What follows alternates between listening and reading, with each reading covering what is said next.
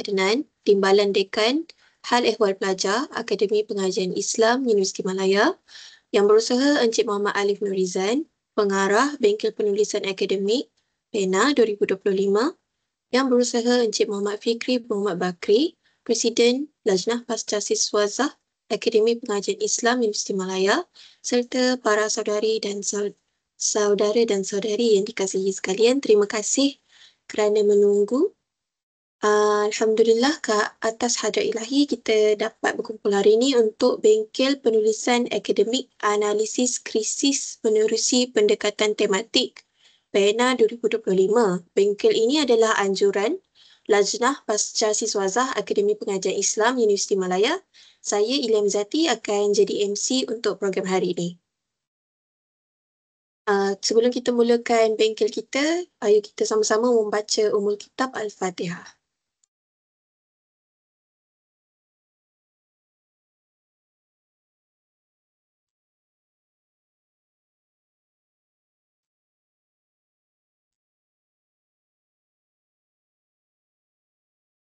Okay, amin amin ya Rabbal Alamin. Untuk makluman saudara dan saudari sekalian, bengkel kita hari ini akan dibahagikan kepada dua sesi. Sesi pertama adalah pengenalan kepada penulisan akademik berkesan dan sesi kedua adalah pendekatan tematik dalam penulisan akademik. Q&A kita akan adakan di hujung bengkel nanti pada jam 1. Jadi sebelum kita mulakan program, boleh saya nak minta kerjasama semua untuk buka kamera dan kita ambil gambar bersama-sama dengan panel kita pada hari ini.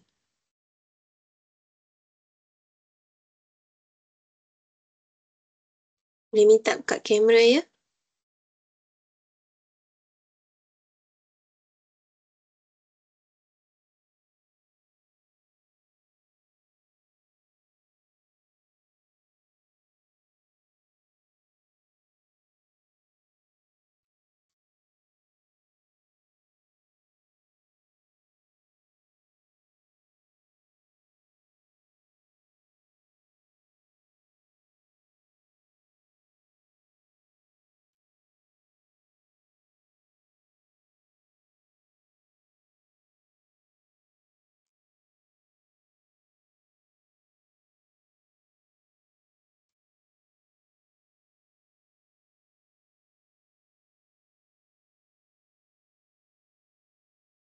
Ustaz boleh buka kamera tak?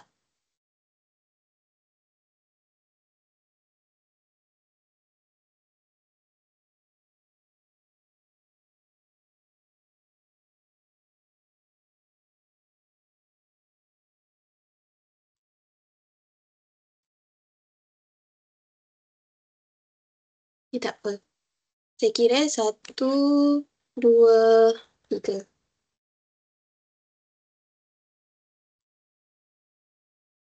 Okay, sekejap. Satu kali lagi. 1, 2, 3.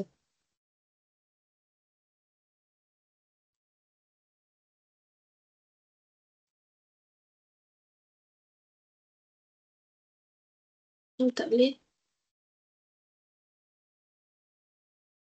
Okey. Okay, satu kali lagi ya. 1, 2, 3. Okey, baik. Terima kasih.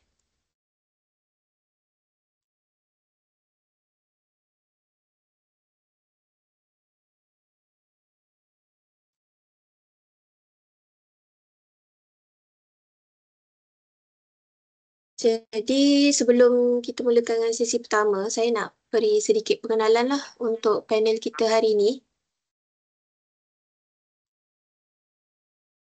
Dr. Muhammad Azrin Muhammad Adnan merupakan Timbalan Dekan Hal Ehwal Pelajar di Akademi Pengajian Islam Universiti Malaya. Selain itu, beliau juga berperanan sebagai ahli pelantikan jawatankuasa kecil pengurusan kursi Awqaf, pelantikan jawatankuasa tata tertib pelajar dan ahli jawatankuasa sidang editor Jurnal Usuluddin di Universiti Malaya. Beliau juga ialah ahli panel penilai agensi kelayakan Malaysia. Latar belakang pendidikan beliau mencerminkan komitmennya terhadap pengetahuan pendidikan bahasa Arab, beliau menerima ijazah sarjana muda Bahasa dan Sastra Arab di Universiti Yarmouk, Jordan, ijazah sarjana pentadbiran perniagaan dalam pentadbiran am di Universiti Kebangsaan Malaysia UKM, ijazah sarjana pendidikan bahasa Arab di UKM juga, dan Doktor Falsafah Pendidikan Bahasa Arab dan Pendidikan Islam di Universiti Islam Antarabangsa Malaysia UIAM. Dari segi penerbitan, beliau telah menerbitkan lebih daripada 50 artikel jurnal, 10 bab dalam buku, 33 artikel prosiding dan lain-lain. Dipersilakan, Doktor.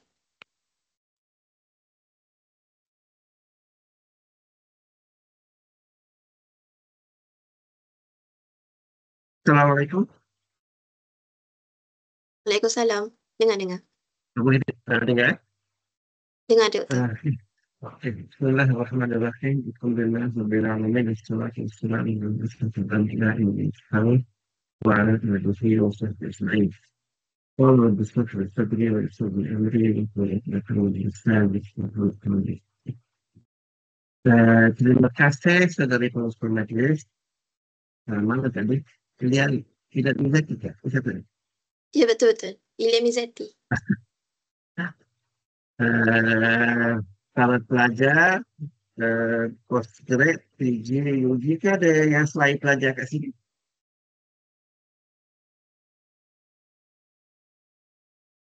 Ini semua UMK open? Open, Doktor. Open? Okey, Doktor, ada ada seorang. kata suara Ya, ya. kurang jelas. Betul salah. Macam ada apa tu? Gimana? Serak-serak sikit. Putus-putus tak? Dia tak putus-putus tapi dia macam tenggelam.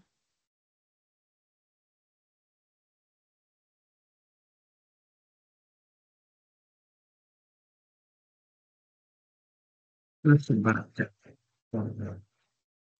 Putus.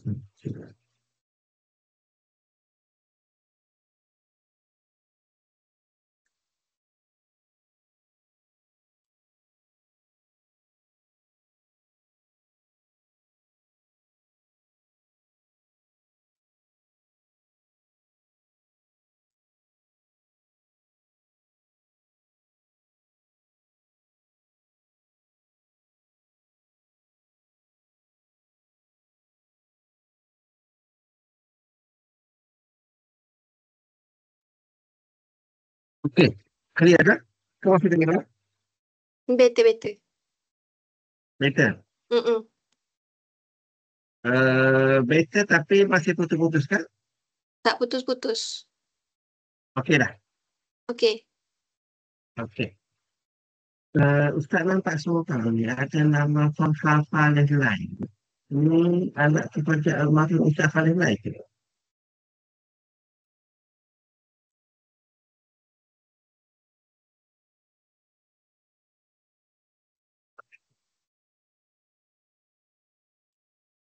Cakap balik sikit.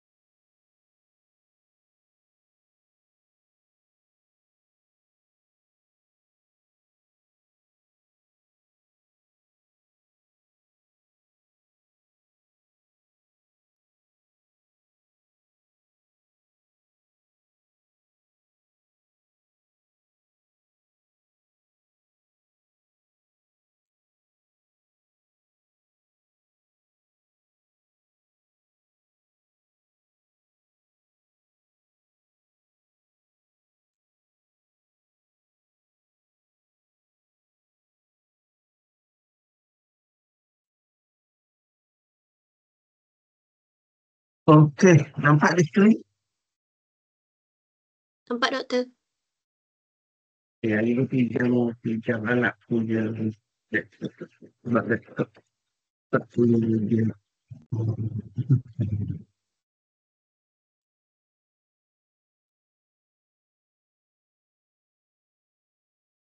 Okey, alamak. Dapat.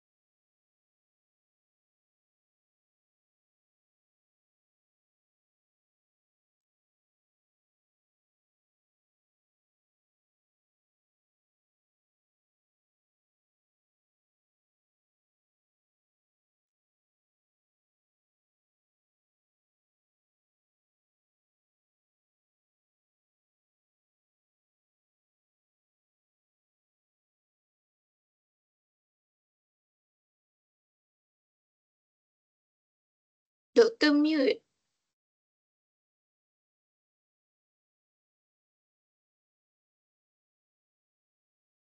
Alamak.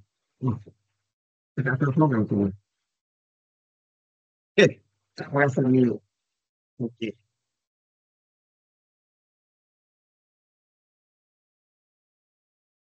dulu ya. Okey.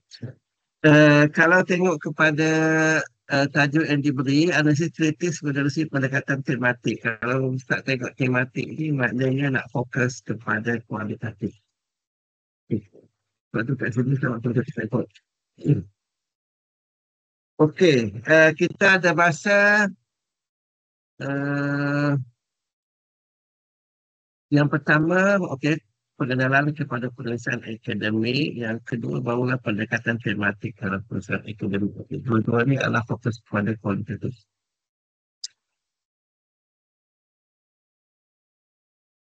Kalau ada sesiapa nak bertanya, boleh terus tanya ya. Boleh tak perlu tunggu apa meeting tamat baru nak tanya on the spot tu boleh tanya.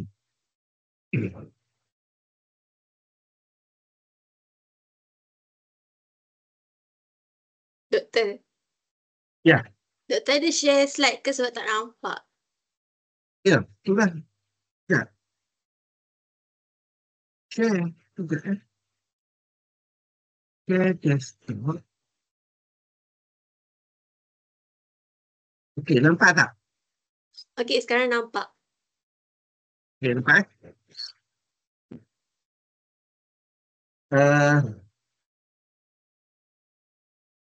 Okey, dalam kaedah penyelidikan, kita ada tiga jenis yang biasa kita pakai.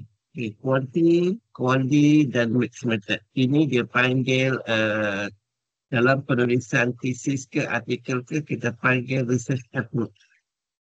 Sama ada kita nak pilih quality ataupun kita nak pilih quality ataupun kita nak pilih mixed method. Dan satu lagi yang terbaru adalah DDR yang mana dia multi method.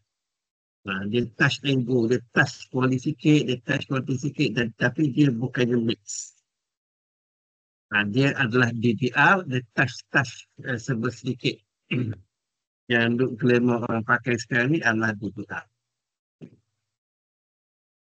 Okey, once dalam penulisan artikel, okay, kita kena pilih sama ada approach kita approach mana. Sama ada artikel ataupun thesis, approach kita approach mana. Kita nak approach quality ke, kita approach quality ke, kita approach unexpected. Cuma perbincangan hari ini adalah approach kita adalah kualitatif dan kita nak tengok bagaimana nak membina tema daripada soalan temubual ataupun daripada dokumen di mana kajian kita fokus kepada analisis kriminal. Okay, apa yang perlu ada dalam sesuatu artikel? Okay, dia ada introduction, introduction, literature review, hypothesis development itu adalah tergantung, terpulang, research method, result, discussion, limitation. Okay, berkenaan dengan introduction. Tak baik, kita guslah.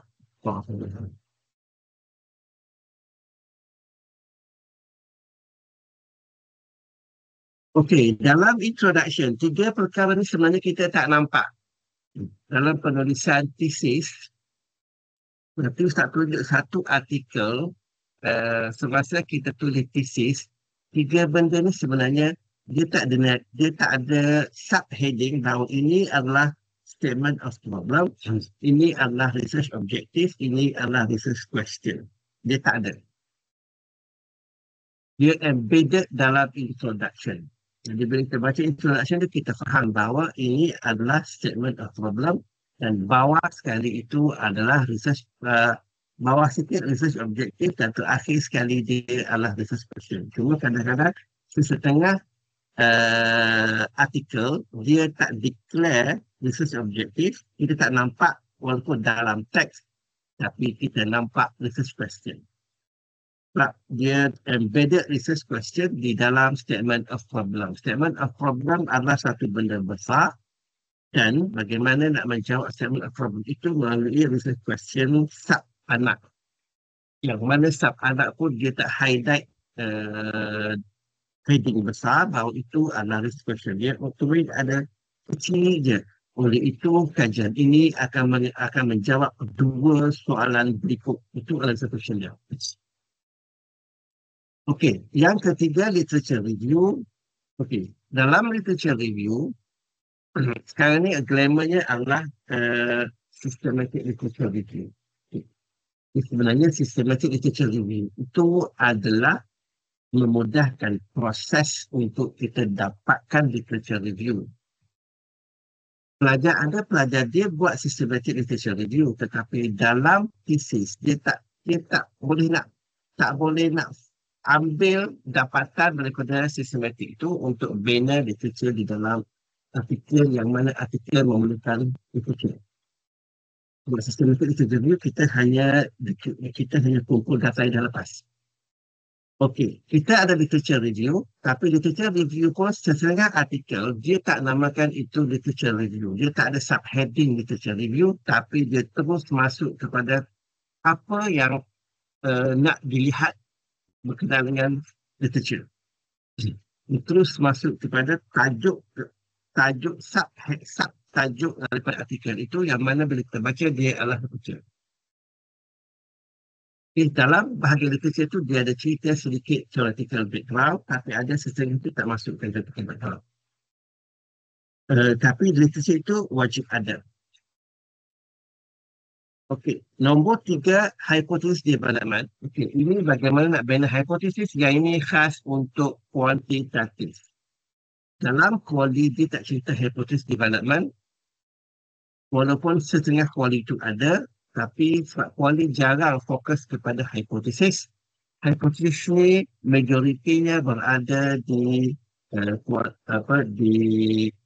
quantitative research. Cuma setakat ini kalau pelajar LPI, Ustaz tak pernah nampak dalam tesis-tesis LPI pelajar membina hipotesis. Dia tak bina, dia hanya letak segitu saja hipotesis. H1, H2, H3, H4, H1 dia masukkan hipotesis. Tiada beza, ada beza, tiada beza gitu je. Dia tak bina selengkapnya. Dia tak bina secara komplit hipotesis tu. Sebab nak bina hipotesis itu adalah andaian. Bagaimana kita mengandaikan sesuatu kejadian itu mesti bergantung kepada literature. Tetapi dalam kebanyakan pelajar pendidikan Islam ke pendidikan Islam ke, mereka tak bina based on literature, mereka hanya mengandaikan sendiri apa yang nak diandaikan itu. Andaian itu adalah andaian secara logik akal tanpa bergantung kepada literature. Itu apa yang pelajar kita buat.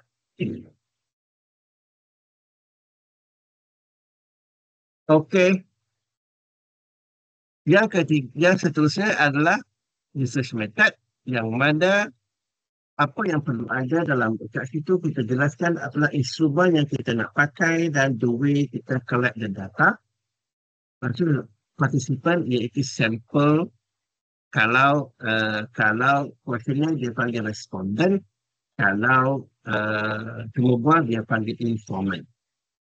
Okay, result and discussion untuk kualitatif, result and discussion dia satu bahagian. Dia embedded. Result dan discussion hidup sekali. Untuk kuantitatif, result lain, discussion lain. Result, dia cerita result je. Dia tak ada sebarang perbincangan dalam result tu, hanya result semata-mata. Kalau statistik, hanya dapatan statistik semata-mata. Discussion panjang lebar di bahagian discussion. Tetapi kalau kualitatif, discussion itu akan berada bersama result, apa yang akan kita nak cari hari ini. Okay.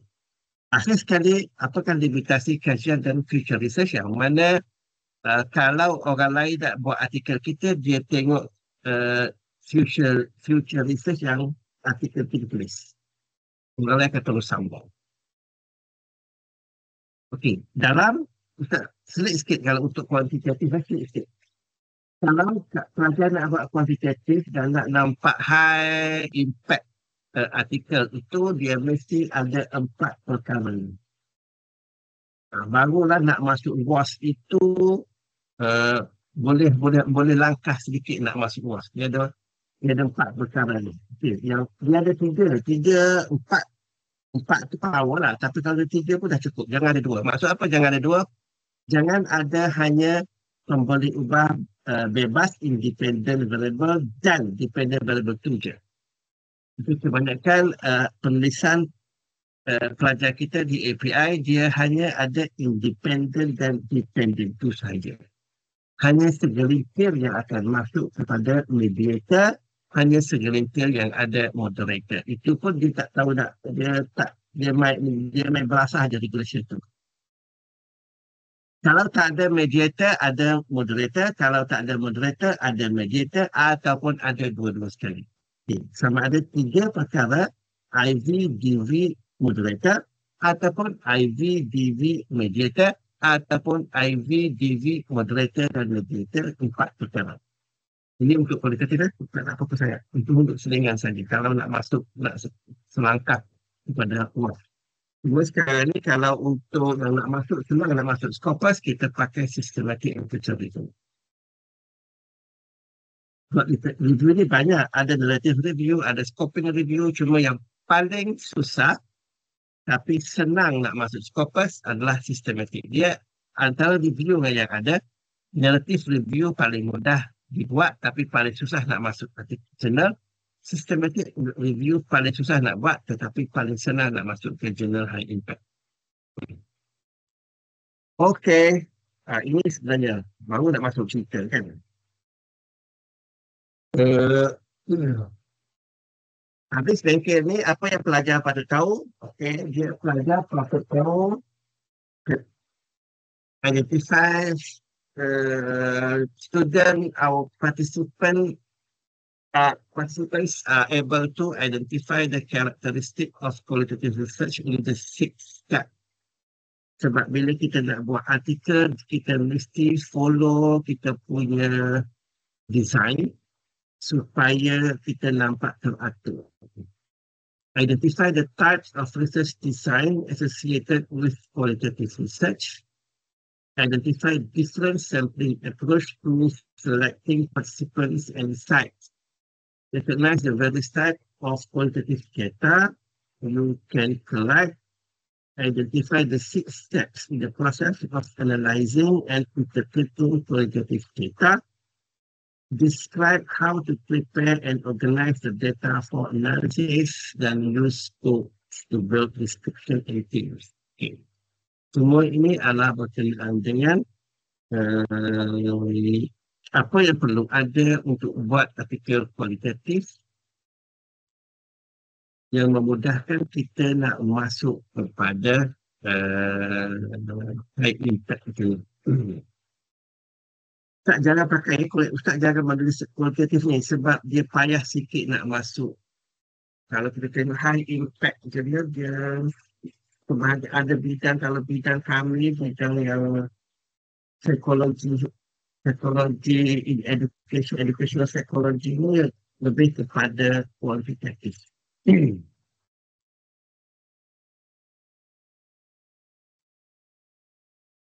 Okay, yang pertama kita nak tengok ciri-ciri kualitatif. Yang kedua kita nak tengok research design. Apa design yang perlu ada dalam kualitatif, dalam artikel kita nak fokus design mana supaya tak camuk. Dan bagaimana kita nak pemilihan sampel, sebab sampel ini dia akan mengganggu data.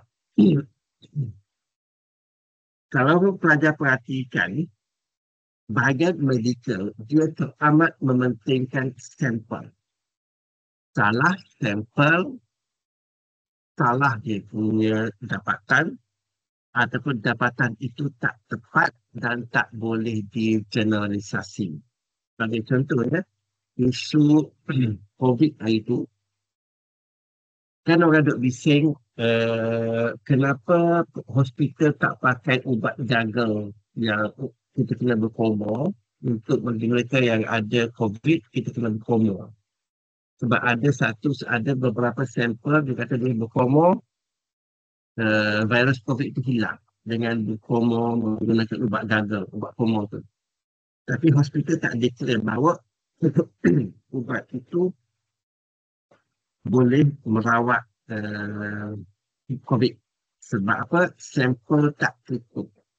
Kalau hospital declare, bermaksud sampel dia dah cukup mewakili populasi dan ubat itu boleh pakai. Bila sampel tak cukup, dia tak boleh nak declare bahawa ubat itu memang menjaga. Sebab tu dia tak declare. Bila orang tanya kenapa, lepas tu kat situ boleh sebut sampel kami tak cukup. Sebab sampel untuk medical amat penting. Sebab tu medical sampel dia bila dia buat kajian, dia punya level confidence dia kan 99.999. Dia punya 0.001 dia punya p-value. Maksudnya dalam 1000 kes ada satu kesilapan, satu ralat, 0.001. Dalam 1000 kes ada satu kematian soalan itu. Tapi kalau konsep sains kita pakai 0.05 iaitu 5%, dalam satu kes ada 5 ralat.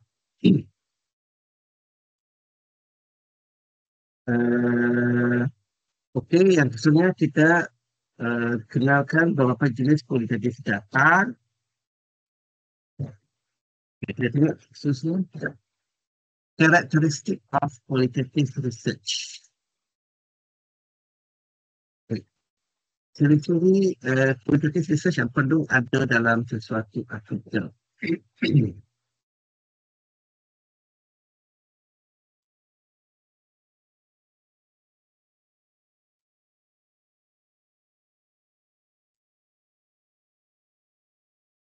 Okay, ciri-ciri qualitative research: exploring a problem and developing a detailed understanding of a central phenomenon.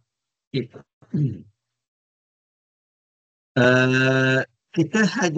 nak tahu apa isu dia dan apa yang perlu kita develop adalah kefahaman kita tentang suatu fenomena tu. Sebab kualitatif ini kita nak kita nak memahami sesuatu fenomena. Sebab tu Dia berbeza dengan kuanti.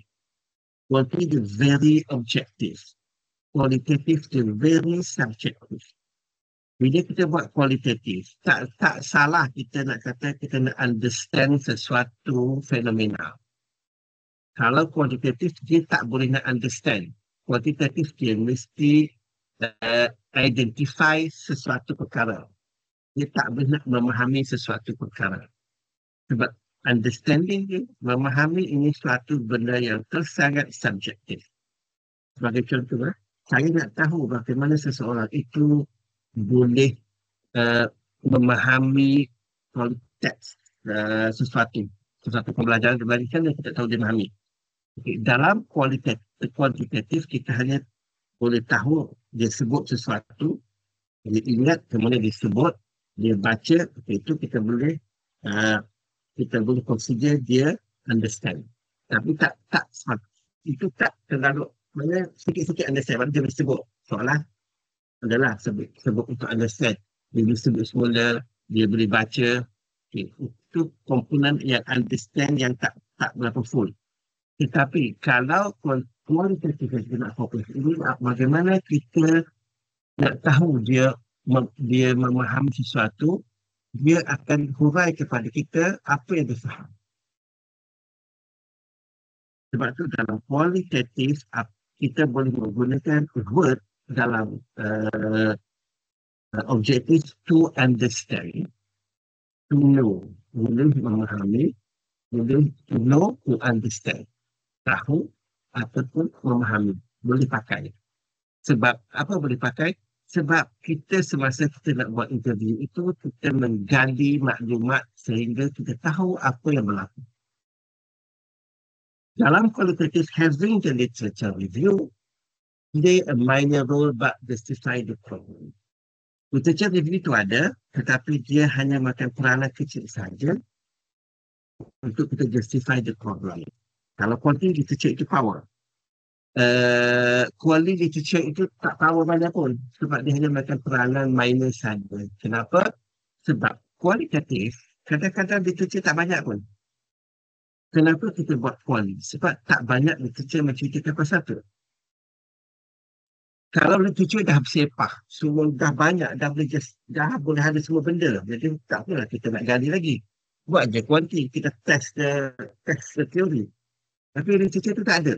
Teori pun tak banyak. Jadi tujuan kajian kita adalah untuk membina teori baru. Jadi bila bina teori baru, kita akan bina teori. Tapi kalau literature tu dah sepah, teori pun dah sepah, dah cerita tu. Tak ada benda baru, dah tak perlu buat kuali. Kita terus berkuali, kalau kita nak test. Apakah literature itu yang kita nak test itu, apakah sama dengan dapatan orang? Ataupun zaman tu dah berubah, finding kita akan berbeza. Okay, stating the purpose and research questions in a general and broad way so as to the participants' experience. Kita nak tengok experience. Research question in a general sebab kita nak tengok experience participant. Pengalaman itu boleh sebab tu bila kita buat research question, bagaimana sesuatu itu berlaku. Kenapa ianya berlaku. Contoh kita nak kaji pasal bullying. Okey. Apa yang menyebabkan anda terlibat dalam kes bullying, membuli orang? Kenapa anda melibatkan diri dalam kes bullying dan bagaimana ianya terjadi? Jadi benda tu kita nak korek, nak dig the issue, nak gali maklumat itu daripada partisipan, daripada pengalaman dia sebagai seorang pembuli. Dan kita nak tahu kenapa dia terlibat dalam kes bully dan bagaimana benda itu berlaku. Jadi kat situ kakak dia akan bercerita. Bully itu sebab ayah dia garang ke apa. Kalau kat rumah, dia rasa rumah dia tu, orang kata baiti jannati, dia kata saya tak nampak rumah saya. Itu rumah tu sudah saya nampak rumah tu, rasa tu, dia bercerita. Maksudnya kita nak experience pengalaman dia. Ini pengalaman dia, kita boleh gali sebanyak mungkin. Berbandingkan dengan kuantik, dia hanya tik, tak detail pun. soalan tu daripada kita. Dia hanya bersetuju dengan apa yang kita soal. Kuali tak. Kuali dia yang kena bercerita. Kita hanya sentuh saja. Seolah dalam exam, kita tanya objektif. Soalan objektif, pelajar kita dah tanya jawapan dah ada, pelajar pilih je. Tapi kalau soalan subjektif, kita tanya pandangan pelajar, kita nak tengok soalan subjektif, dia punya tak rigid skema dia. Sebab kemungkinan jawapan itu lain jawapan, lain skema. Tapi kalau objektif, skema dia ada objektif lah. Okay. Collecting data based on what from a small number of individuals so that the participant views are obtained. Okay. Kita collect data based on words. Perkataan apa yang keluar daripada mulut informant from a small number of individuals. Sebab itu qualitative data, informant dia tak ramai. Kalau dia kata saya nak interview 100 orang, tak sudah.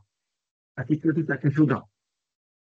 Qualitative data, dia tak tentu. Cuma ada beberapa kajian, kalau kajian dalam nursing tu, dia kata minimum untuk mencapai satu rate, kerana tepu data. Tepu tu dia kata 11 orang. Itu yang nursing buat. Tapi kadang-kadang 7 orang pun ada orang dah tepu dah. Cuma dia kata kalau kita tak jumpa data ketepuan tu, kita tak jumpa.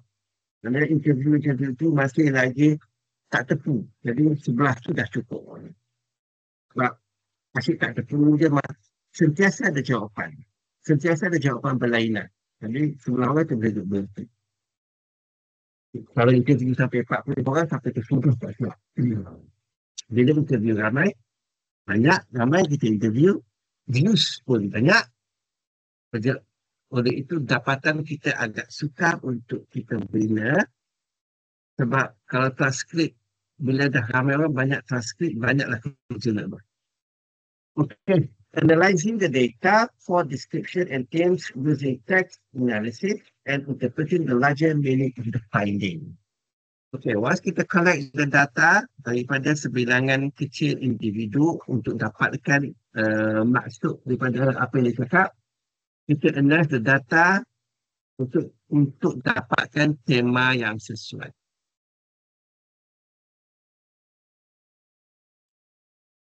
Writing the report using flexible emerging structures and evaluative criteria and including the researcher's subjective reflexivity and bias.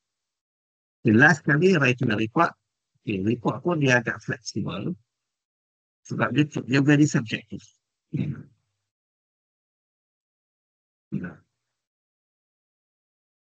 Okay. Qualitative research is best suited to address a research problem in which you do not know the variables and needs to explore. Dalam kuantitatif, kita tak cerita pun pasal variable. Kita tak tahu pun pasal variable. Tak muncul pun pasal variable itu. Dan kita nak explore sesuatu benda yang kita tak tahu. Sebab itu, bila kita buat kuali, bila kita tanya bagaimana anda dapatkan tema, bagaimana anda develop, bagaimana anda interview orang, saya interview berdasarkan tema. Salah dah. Awal-awal orang Kelantan kata petai lagi salah. Interview berdasarkan tema. Sedangkan dalam kualitatif, tema belum wujud. Bila tema wujud? Bila kita dah buat transkrip. Kita buat transkrip, kita dapat sub-sub tema, kemudian baru kita dapat tema. Kat situ baru wujud tema. Bagaimana kita boleh kata kita interview berdasarkan tema? Sedangkan tema itu belum dapat. Kalau kita interview berdasarkan tema, bermaksud tema itu dah ada. Bermaksud kita interview orang just nak confirm tema yang kita develop. Sedangkan kita nak dalam kualitatif, kita nak explore sesuatu. Kalau kita interview nak confirmkan tema yang kita ada, kita dah buat tema sama sekali, kita nak confirm apakah tema itu betul ataupun tidak, itu bukan lagi explore. Itu bermaksud variable kita dah ada. Kita nak confirm saja adakah variable itu boleh kita pakai. Itu dah jadi kuanti. Kalau kuanti, kita tak tahu sebarang tema. Memang kita tak tahu benda. Kita hanya tak ada idea nak tanya. Cuma tema itu bila terbentuk apabila kita dah siap kita set data, kat situ kita nak cari apakah tema yang wujud daripada transcription, daripada verbatim yang ada. The literature might yield little information about the phenomenon of the study. Dia ada sedikit, dalam literature itu ada tentang fenomena. And you need to learn more from participants through exploration. Contoh isu bully tadi. Literature dah cerita pasal kes bully itu, bagaimana bully itu berlaku. Tapi dia tak, maklumat ringkas tu dah ada dalam literature. Cuma kita perlu tahu lebih lanjut. Pelajar start daripada Oman, cerita pasal bully. Sebab dia kata Oman baru terjadi bully dan kami perlu explore bully. Tapi pelajar dia buat mixed method. Dan dia nak tanya Syekh, tanya ulama bagaimana selesaikan isu bully itu. Apa pandangan ulama nak selesaikan isu bully. Jadi dalam literature ada sedikit fenomena. Cuma sebab kadang-kadang literature itu kita tak jumpa banyak. Ada banyak, hanya ada little information.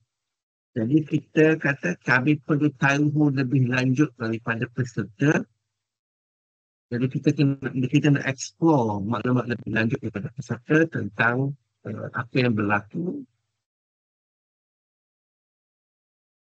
tentang isu bullying.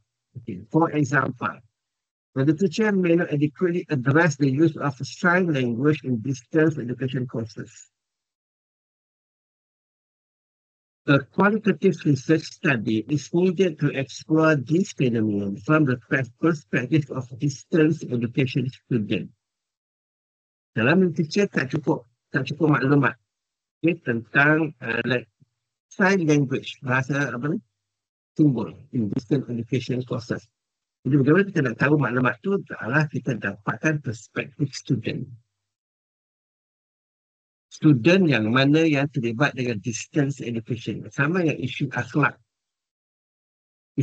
pelajar. Kita nak tahu akhlak pelajar. Kalau kita tak tanya cikgu hanya dia boleh tengok dari segi apa yang berlaku pada pelajar tu.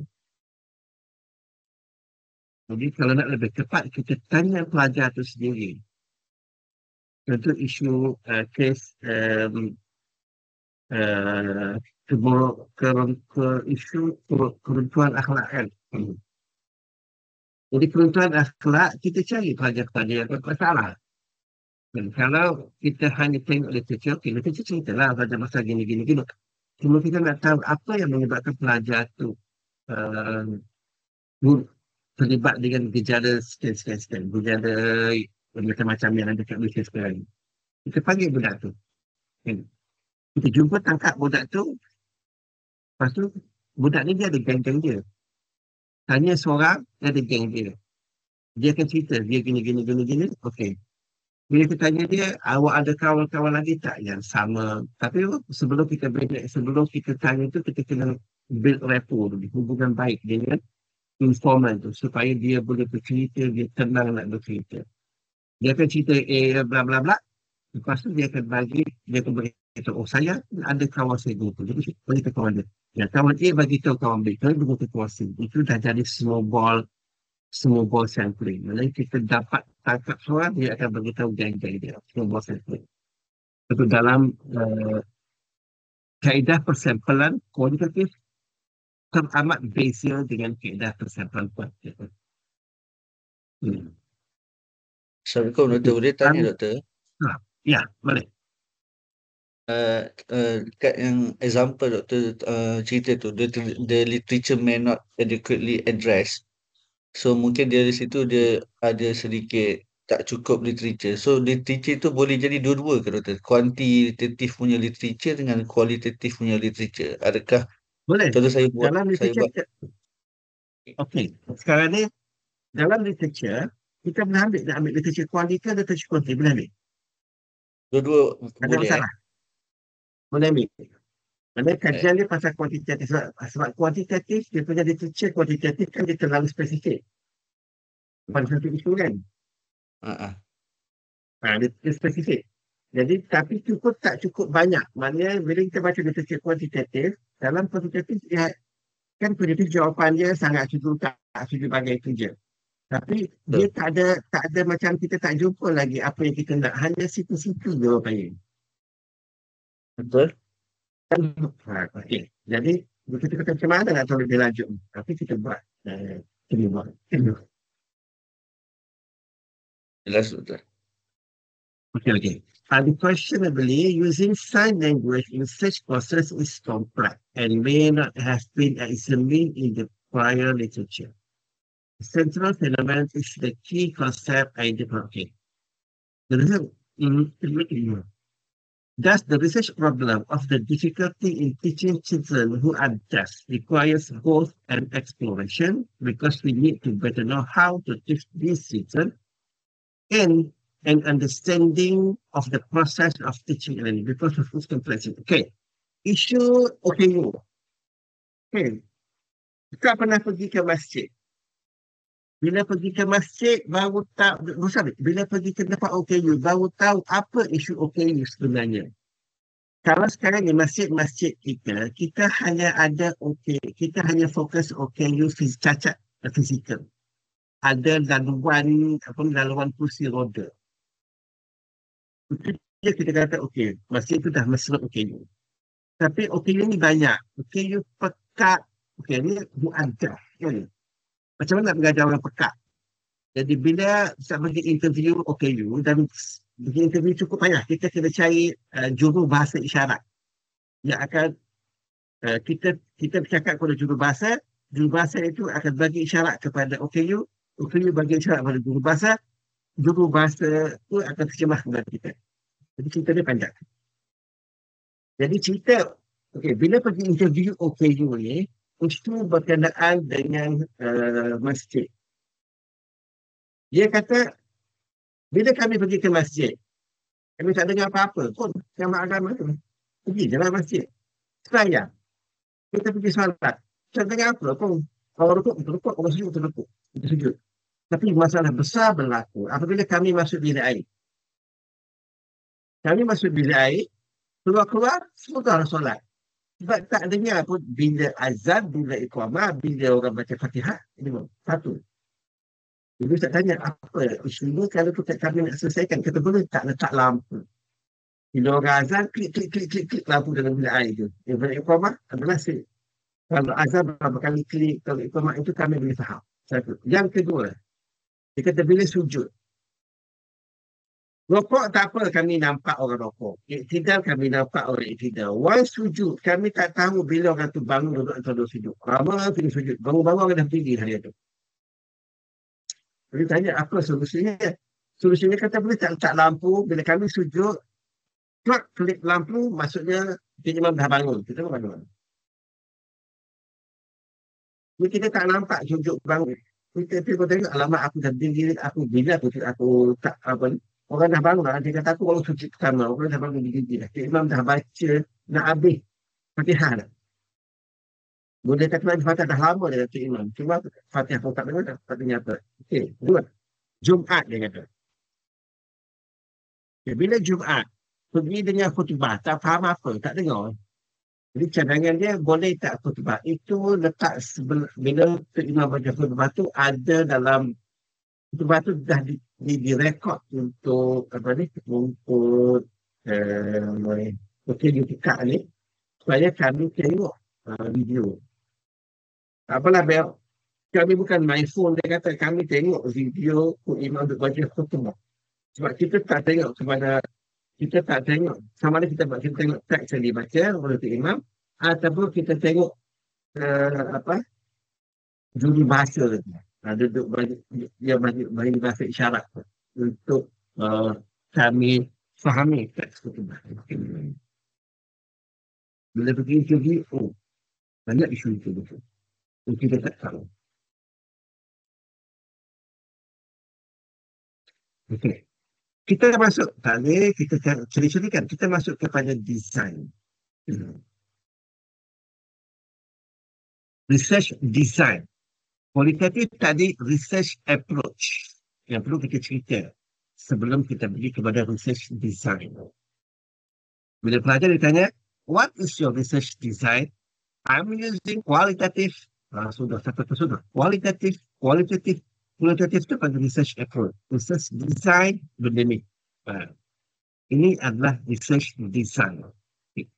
Sama ada kita pilih apa? Etnografi, case study, fenomenology, grounded theory ataupun narrative. Ini yang glamour di peringkat kualitatif, 5 design yang glamour di tingkat kualitatif. Boleh tengok Creswell.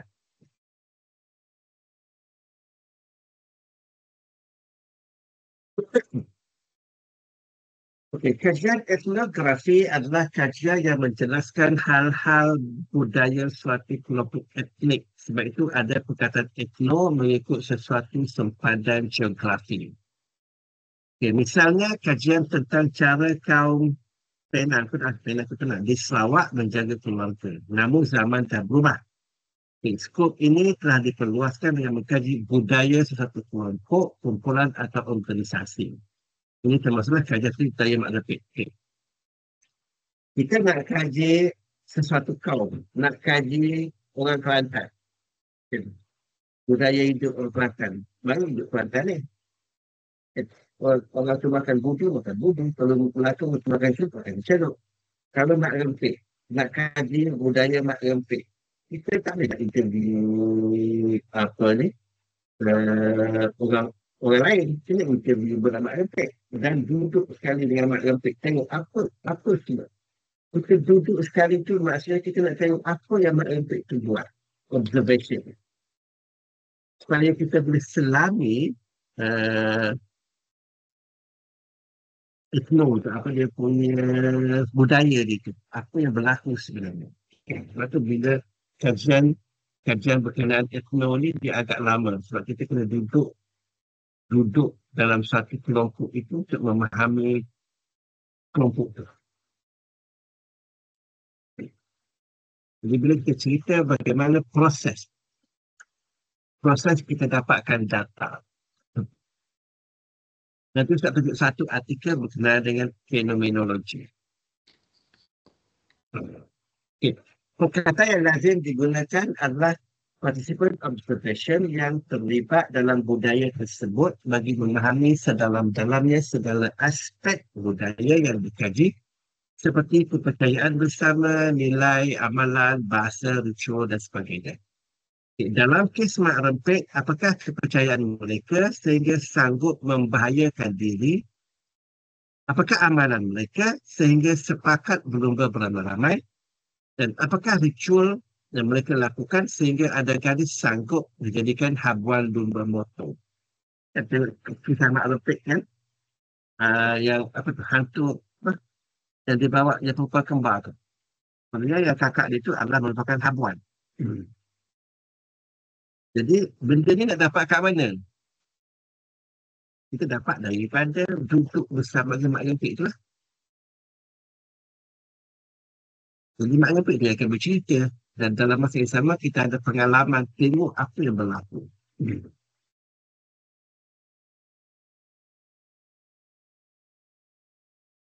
Okey, nombor 2, case study.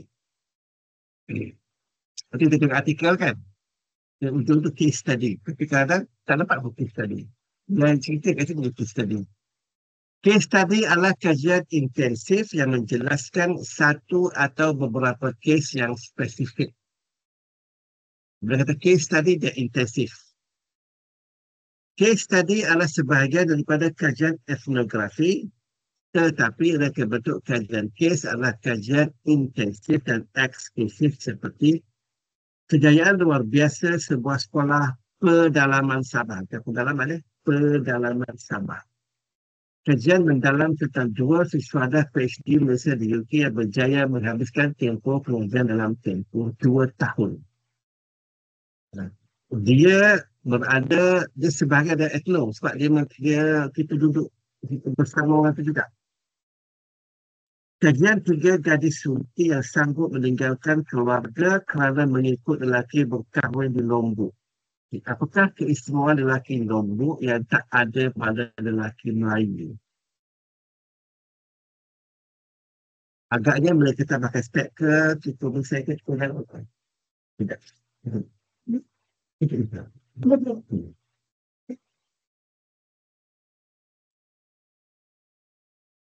Okey, kajian ini boleh dijalankan secara unstructured interviewing. Kita buat interview tak berstruktur. Kita boleh buat direct observation. Nak tengok cuma direct observation kadang-kadang kita tak kena cara observe. Ada satu case. Pelajar ni dia kata dia buat observation. Dia nak tengok sejauh mana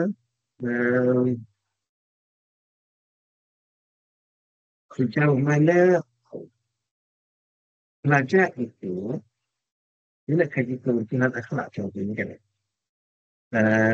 Jadi dia buat observation pelajar tu pergi masjid. Dia kata pelajar tu dekat je dengan masjid. Dia punya bunyi asrama itu surau kalau tak perlu sekalian makan dekat je.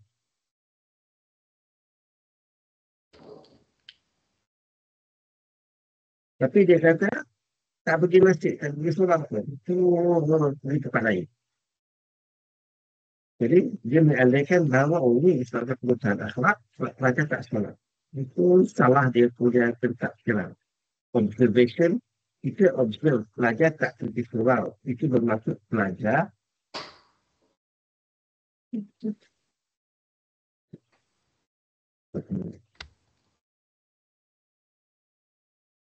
itu bermaksud pelajar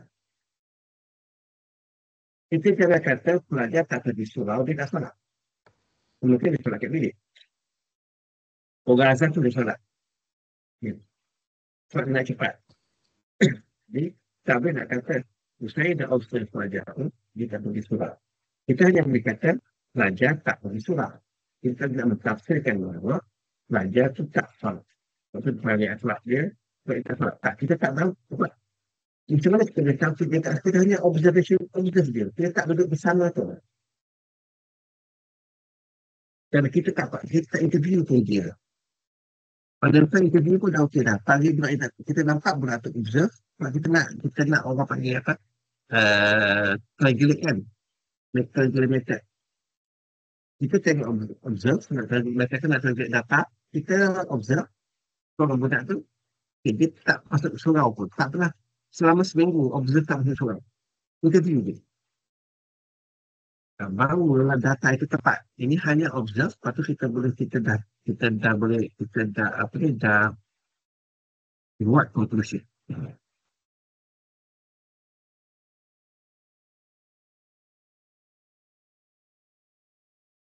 Okey, once kita buat kajian kes, kejayaan luar biasa sebuah sekolah. Bermaksud kita kena buat in-depth interview. Bagaimana sekolah itu mendapat kejayaan luar biasa.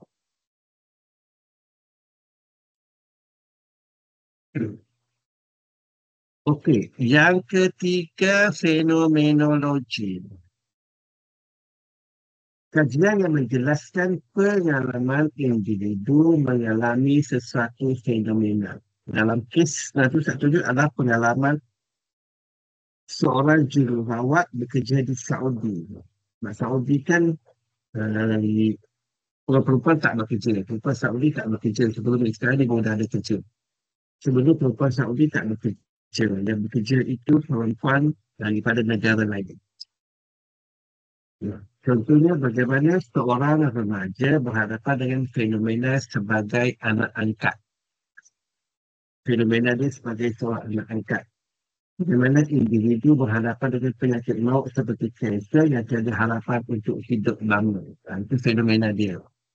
Macam kes apa ni, kes buli lah. Fenomena jadi mangsa buli. Fenomena jadi kaki buli. Dia bercerita fenomena dia sebagai seorang pembuli.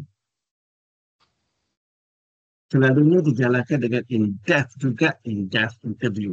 Sebab kita nak tahu apa fenomena dia sebagai seorang pembuli.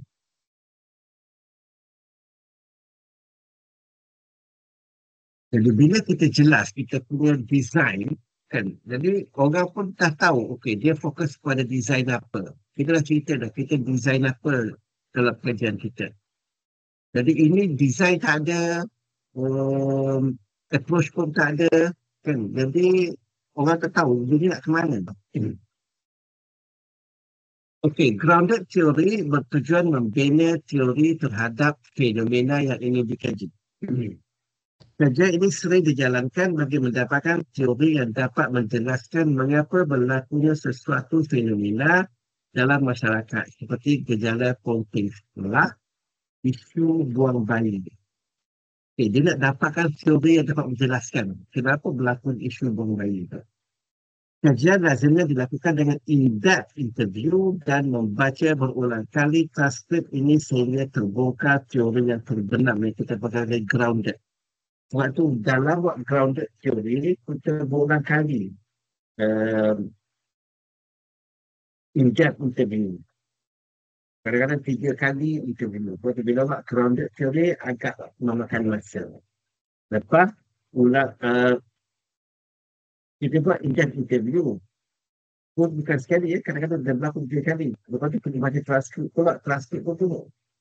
Baca secara berkali-kali sebab kita tahu apa yang berlaku sebenarnya. Ada department daripada accounting dia buat grounded theory dan memang agak lama dia takes time untuk selesaikan dapatan. Sebab kena interview banyak kali. Proses interview kan takes time. Walaupun kita kata hanya nak dapatkan 11 orang, tetapi nak dapatkan 11 orang dan nak jalankan interview dan nak transcribe pula data tu dan nak dapatkan teori yang grounded tu, apakah benda yang tenggelam yang kita patut gali dalam bebetil tu dan nak dapatkan benda tu agak biasa. Okey, narrative research design. Sorry doktor, Ya. boleh tanya doktor? Ya. Boleh.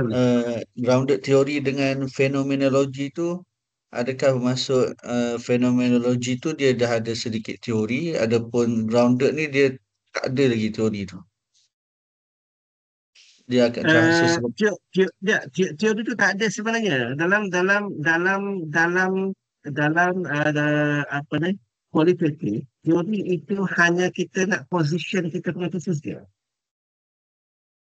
Hanya kita nak bertongkat sedikit saja dan kita tak bergantung sepenuhnya kepada teori itu. Kita bukan nak test teori. Cuma grounded teori kita nak bina teori. Terhadap fenomena tu. Kalau fenomenologi tak ada. Kita hanya nak tengok fenomena je. Tapi dalam kualitatif, kalau orang kata bagaimana anda nak apply kepada teori anda, tak boleh tu. Soalan tu kadang-kadang saja je examiner tanya saja je nak tahu faham tak pasal kuali. Sedangkan kuali tak boleh nak apply kepada teori tu. Jadi tanya, okay, you all tak ada teori ni, apa cerita? Kita pun dah menggelabah lah. Kita dah ada teori, okay, bagaimana dapatan you nak jelas kepada teori? Kita pun dah menggelabah lah. Itu saja dia tanya, macam nak boleh jelaskan teori tu? Kita tak test teori tu. Kita explore fenomena tu.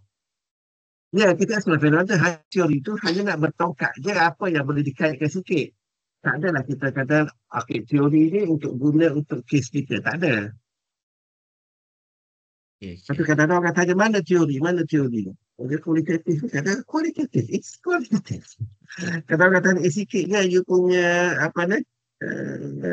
responden 12 je. Ustaz itu responden informant waktu present paper dekat Bangkok. Chair tegur. Dia kata, responden kamu sikitnya, 3 orang je. Macam mana ni ada kajian? Betul mak sana jawab. Dia kata, yes, dia kata dalam it's qualitative. Tak sempat nak jawab, ada orang tu backup. It's qualitative. Informant tak perlu ramai, dia kata. Seorang pun cukup. Kalau benda tu the right person. Kalau kita nak kaji pengalaman mentadbir negara lebih 25 tahun. Siapa? Tun M je. Kan? Sebab dia lama. Tanya dia. Kau lah the right person. Kau lagi lah. Sebab kita nak cari pengalaman lebih 25 tahun. Orang ni tak sampai tak tu. Jadi, Berapa kita punya informan M. Itu dalam kualitatif itu yang penting the right person yang kita nak tanya. Barulah kita jumpa jawapan. Satu lagi doktor, yang tadi Ya. fenomenologi dengan case study tu boleh dia boleh macam mana kita nak bezakan, sedangkan case study pun mengkaji sesuatu fenomena juga kan doktor? Okay. Cuba kita tengok balik Okey, dalam case study kita case study contoh kita nak kaji case. Kajian kalau fenomena ni individu tu. Fenomena individual. dia fenomena diri dia tu. Diri dia tu kita nak apa ni? Kita nak kaji diri dia, fenomena dia sebagai seorang anak angkat. Okay. Isu tadi kan? Sekejap. Dia okey. Fenomena dia sebagai anak angkat berbanding dengan case study. Okey. Case study biasanya kita fokus kepada contoh yang nombor 2 tu yang hampir sama tu. Kajian mendalam terhadap dua siswaza PhD PhD Malaysia di UK yang berjaya menghasilkan pengajian dalam tempoh 2 tahun. Okay. Ini kita soalan nampak macam dia hampir fenomena kan. Yang atas tu kajian Rasulullah kita nampak sangat fenomena yang lebih kepada case. Yang nombor 2. Yang nombor 2 terhadap dua siswaza PhD di Malaysia. Kita nampak macam seolah fenomena. Okay. Tapi sekarang ni kita nak tengok sekarang ni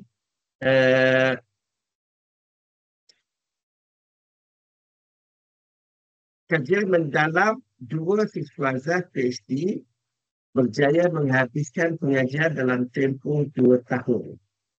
Okey, kalau kita tengok fenomena dia sebagai seorang pelajar, maknanya kita nak tengok dia punya pengalaman dia sebagai seorang pelajar nak habiskan tempoh PhD. Fenomena dia berada di UK. Pengalaman dia berada di UK. Itu fenomenologi. Kalau kajian case bagaimana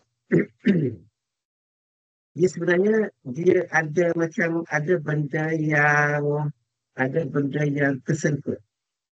Kalau kita belajar dalam yang bulat-bulat yang tersentuh tu, dia belajar Venn. Dia tersentuh juga sikit. Cuma dalam sentuhan itu, sentuhan dia lebih kepada case ataupun sentuhan itu lebih kepada fenomena ataupun sentuhan itu lebih kepada etno.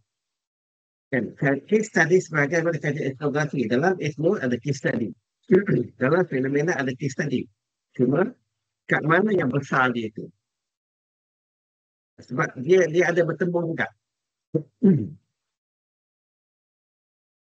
Dan case study sebagai daripada kajian etnografi, tetapi mereka betul case study dia intensi eksklusiv. Dia nampak fenomena apa boleh ni? Dia nampak macam ada tempat bersentuh. Cuma dia lebih kepada intensif dan eksklusif. Nombor 1 kita nampak kejadian luar biasa semua sekarang. Okey, kita nampak case. Nombor 2 kajian mendalam soalan nampak macam fenomena. Nombor 3, kajian 3 gadis sunti yang sanggup meninggalkan kelompok. Itu nampak macam fenomena. Tapi kita nak kaji kes kat situ, iaitu kes dia mengikut lelaki berkahwin di Lombok. Itu kes dia. Yang kahwin tu pun boleh jadi etno juga doktor kan? Boleh budaya ke? Boleh jadi etno juga. Sebab bila kita cuma kalau etno kita fokus pada budaya lah. Mungkin budaya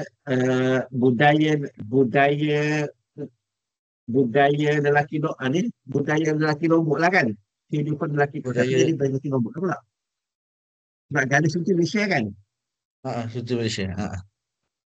Ha. Boleh Dalam saya bagi contoh kalau saya punya TC doktor. okay. Boleh ke doktor? Kalau Boleh. nak share untuk sebab saya tengah nak tentukan antara case study ke fenomenologi. Okey. Macam ada apa clash kat situ. Saya punya Okey. kajian hak tebus rugi pelaksanaan hak tebus rugi di kalangan pengguna e-dagang di Shopee untuk melindungi pengguna mengikut perspektif Islam lah.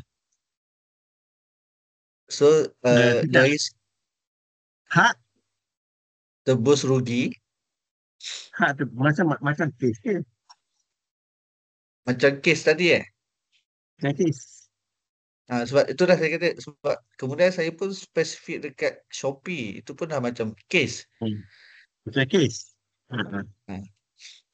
Walaupun kita mengkaji fenomena pelaksanaan hak tebus rugi tu.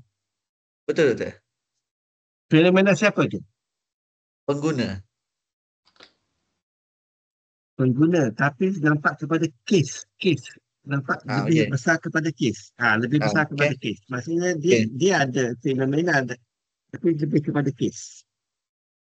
Walaupun kita kata so di kes tu kita ambil lah beberapa informal kita doktor kan. Asalkan mencapai Ya, exploration kita lah. Betul tak? betul. Okay. Jelas doktor. Terima kasih. Okay.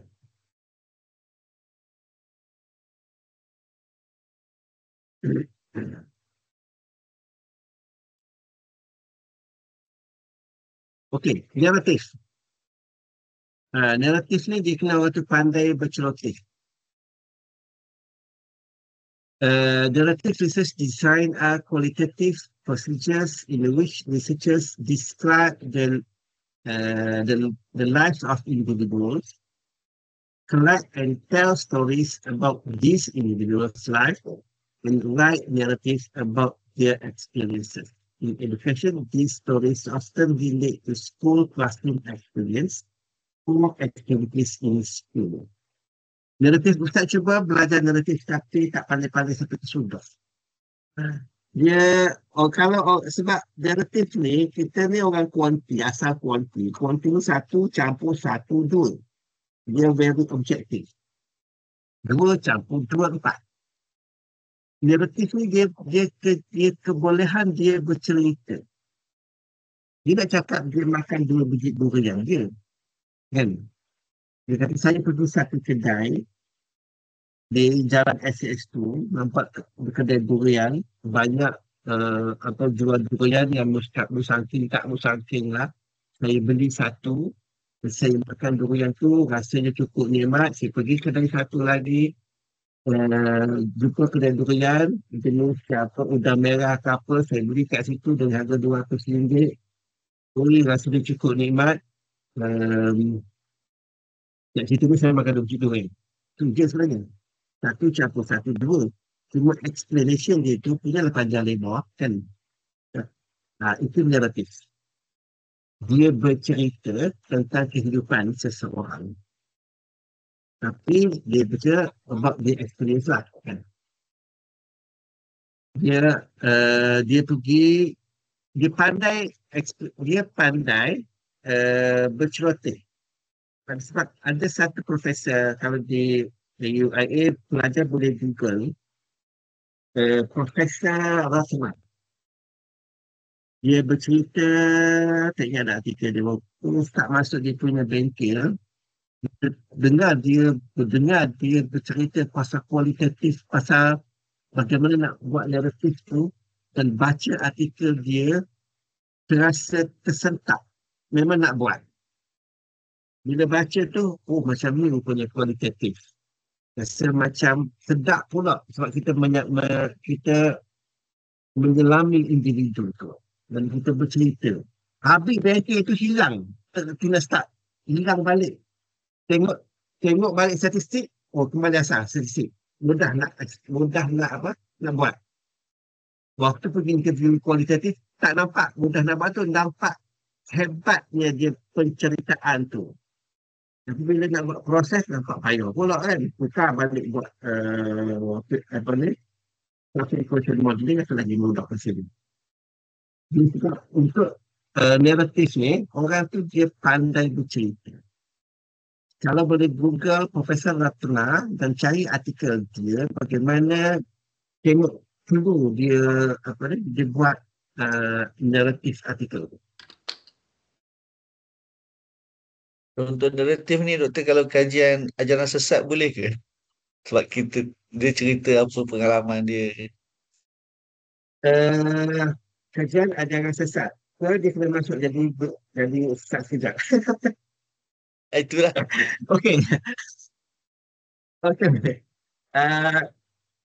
Dia bercerita kehidupan ajaran sesat tu. Dia soalan nampak macam fenomena, tapi dia lebih kepada penceritaan kehidupan individu. Yang ada satu boleh buat naratif.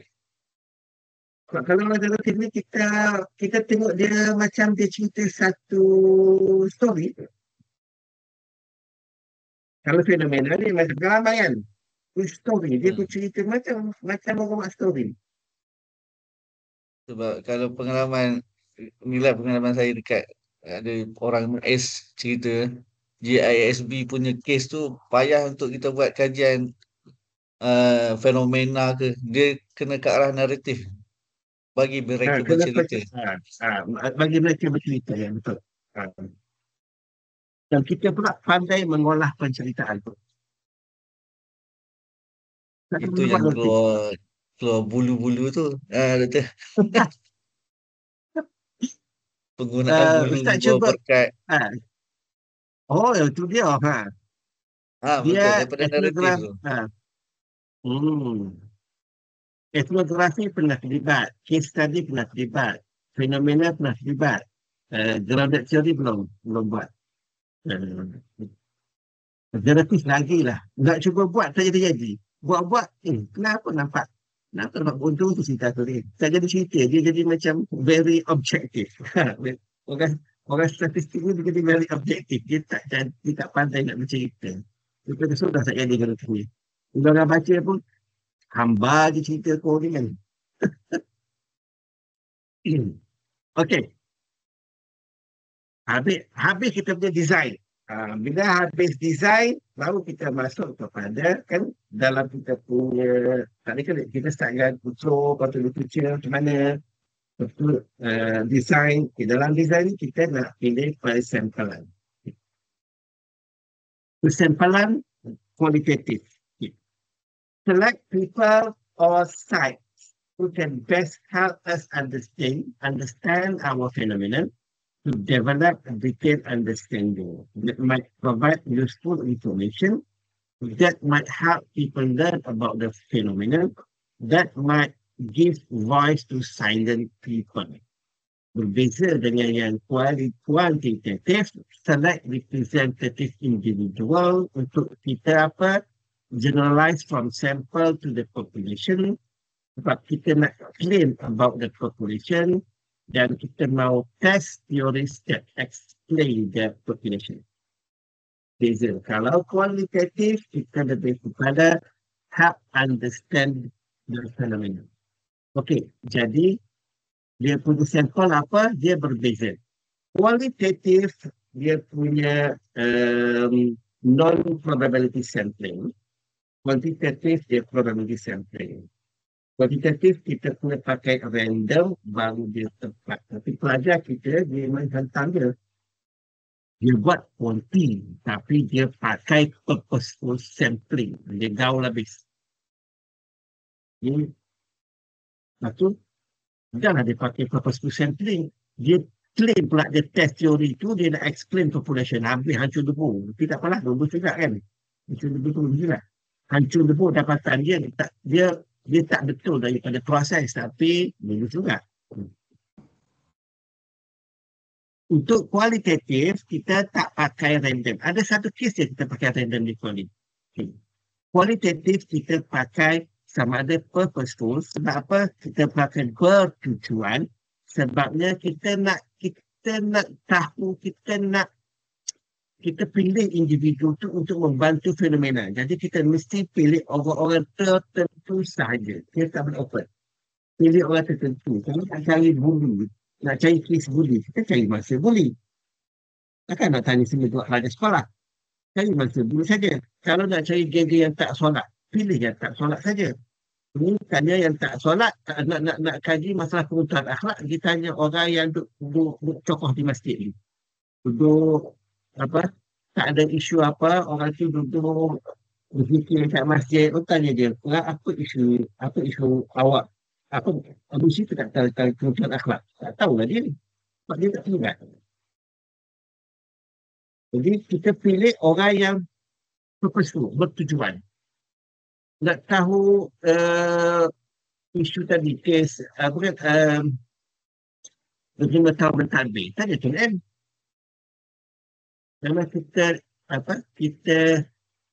tuju siapa yang kita nak cari, ataupun kita tadi snowball pun asalnya tuju juga, purpose juga snowball tu bertujuan. Maknanya kita cuma cara dia lepas kita tuju, kita snowball. Kita tuju, contohnya kita cari orang bermasalah, kita tuju budak A sebab dia budak bermasalah.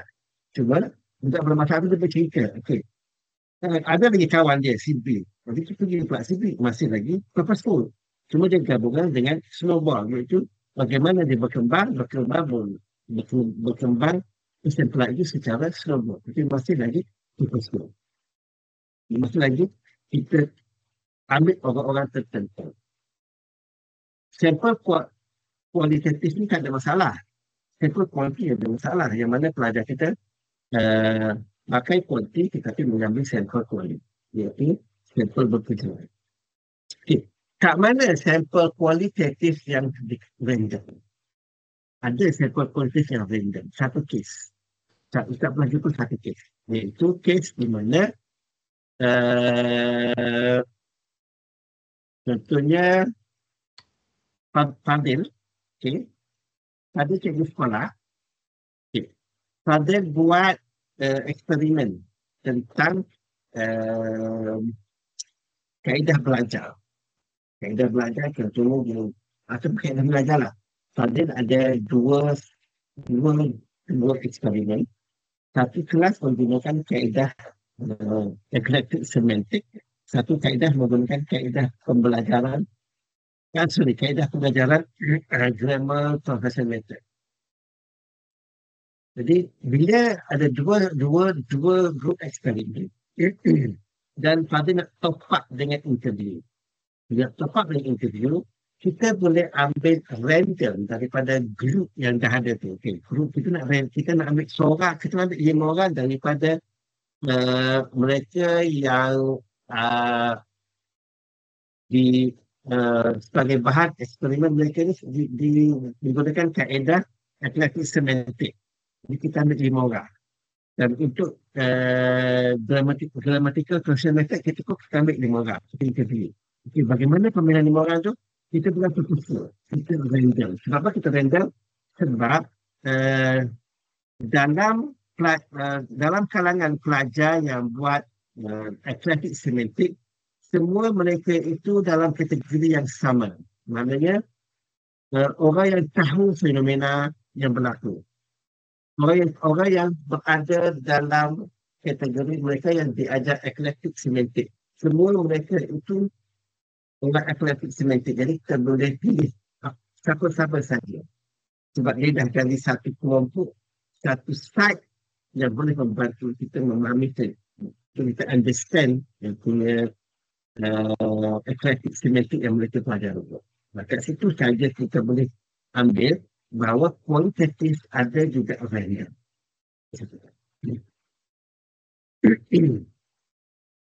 Bila kita pilih data, kita clearkan dalam sampling kita bahawa data kita diberi secara sekian-sekian. Kenapa kita pilih? Untuk kita develop a detailed understanding. Okay. Lepas tu baru kita masuk kepada data tu, kita masuk data collection approaches. Okay. Okay. Doktor, Ya, yang untuk kriteria perceive tu macam mana kita tentukan, Doktor? How kriteria people or apa site tu? ni? Kan tadi doktor Okay. kata kita okey. Okay. Maksudnya kalau kita ada Kita nak satu tentu, kriteria pun dah cukup ataupun kita perlukan 2-3 kriteria untuk kata inilah perceive. okay, purposes ni contohnya gini. Kita nak kaji, kita based on kriteria kita nak kaji tentang pengalaman seorang guru yang mengajar apa ni, atletik semantik tadi kan. Kerana pengajaran bahasa tu pakai atletik semantik. Okey, kriteria kita, pengalaman guru itu mesti 10 tahun pengalaman. Okey, dan dia pengalaman dia 10 tahun pengalaman mengajar bahasa Arab sekian-sekian. Okey, dia mesti daripada option bahasa Arab. Option bahasa Arab, pengalaman pun bahasa Arab. Lepas tu dah mengajar, contohnya apa yang kita nak kat situ. Orang yang mati ketua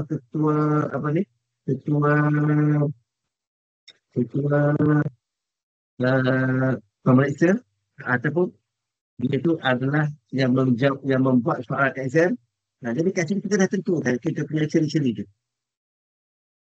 Jadi orang yang boleh diambil adalah mereka yang memenuhi ciri-ciri itu. Negeri mana kita fokus pula. Sebab tu kita tak boleh nak tabur. Kita tak boleh nak ambil mana-mana guru. Tak boleh. Jadi guru yang ada ciri-ciri yang kita nak tu. Soalan saya doktor, macam mana Ya. sejauh mana kita examiner lah, contoh examiner puas hati kalau kita kata ada 3 sahaja kriteria, contohlah macam kes doktor tadi, guru tu berpengalaman dalam mengajar yang subjek itu tadi tu, kemudian yang kedua 10 tahun lebih, kemudian kriteria ketiga dia juga pengubah soalan. So kalau 3 saja itu pun dah cukup ke doktor? Maksudnya perlu ke kita pergi lagi? Kriteria itu bergantung kepada apa yang kita nak kaji ni. Okey, faham. Okey.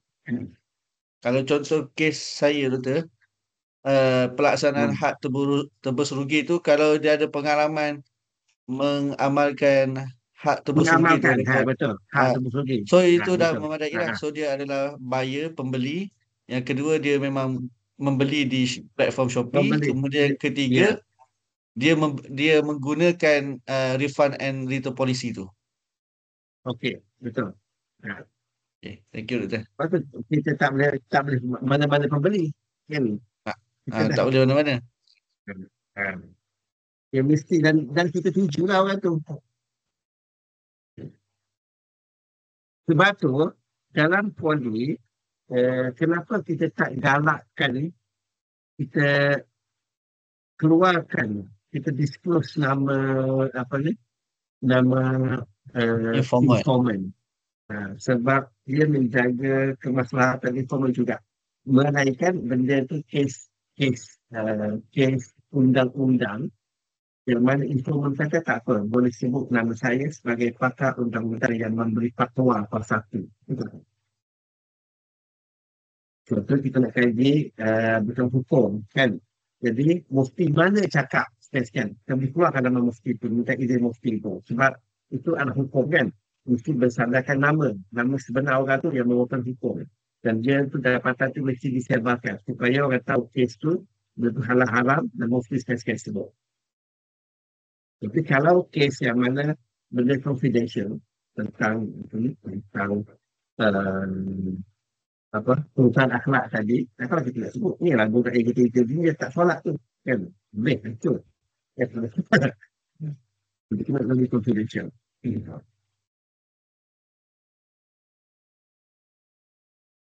Okey, kita pergi kepada step seterusnya, bagaimana kita nak tengok tentang interviews dan questionnaire. Standard and unstructured, sama ada unstructured open-ended interview. Okay, unstructured, open-ended interview and take interview notes. Okay, bila kita buat interview, okay, dia ada unstructured interview, dia ada semi-structured interview, dia ada structured interview. Dan biasanya kita pakai sama ada semi-structured ataupun unstructured. Okay. Kemudian interview itu mesti direkod. Mohon kebenaran untuk rekod interview. Ini dia ada prosedur dia. Mohon daripada consent form tu, mohon kebenaran nak rekod interview, dan interview ini hanya digunakan semata-mata untuk kes ini saja dan tak akan disebut kita tak mention detail siapa yang diinterview. Consent form ini adalah satu benda yang wajib untuk proses penulisan. Kalau setengah-setengah jurnal high impact dia nak tengok consent form, nak tengok etika tu. Sebab kalau tak silap nak sama. Ada kes berlaku di Gontong. Saya pernah pergi ke Gontong untuk nak buat nak observe sekolah Gontong. Sebab dia sekolah yang hebat. Dia lahirkan pelajar tu, walaupun pelajar tu sampai tingkatan 5 saja di Gontong. Bachelor dah masuk pada bidang lain. Master pun bukan Islam ikut bachelor. PhD pun ikut bachelor. Sebab ada seorang pelajar, dia jumpa di UAE kepada perempuan. Dia masih fasih bercakap Arab. Bila tak tanya awak ni bersekolah mana kat Indonesia, dia kata, Pak, saya Gontor Puteri, Pak. Gontor Puteri. Bachelor Psikologi, Master Psikologi, PhD Psikologi. Bila jumpa dengan dia, dia kata, itu fasih lah. Dia kata, saya bolehlah Pak sikit-sikit. Tapi bapa itu bunyinya aksen Arab. Saya aksennya Indonesia. Okeylah. Tapi aksen tak ada masalah. Yang penting dia masih boleh bercakap. Sedangkan dia hanya belajar di Gontong sehingga tingkatan 5. Bachelor 4 tahun. 5 tahun bachelor. Termasuk dengan foundation apa ya? 5 tahun. 4-5 tahun. 3-4 tahun. Okay, 4 tahun bachelor. Dah tinggal bahasa Arab. Kemudian master, tinggal bahasa Arab. PhD, tinggal bahasa Arab. Tapi jumpa kami satu kelas dengan orang Arab dekat UAE, dia masih boleh bercakap Arab. Kalau kita walaupun degree Timur Tengah, balik 3 tahun tak sebut Arab pun kita dah kaku sikit. Dia dah berapa tahun. Sebab dia kata di Gontong, kamu dah diajar sehingga lidah tu dah serasi dengan Arab.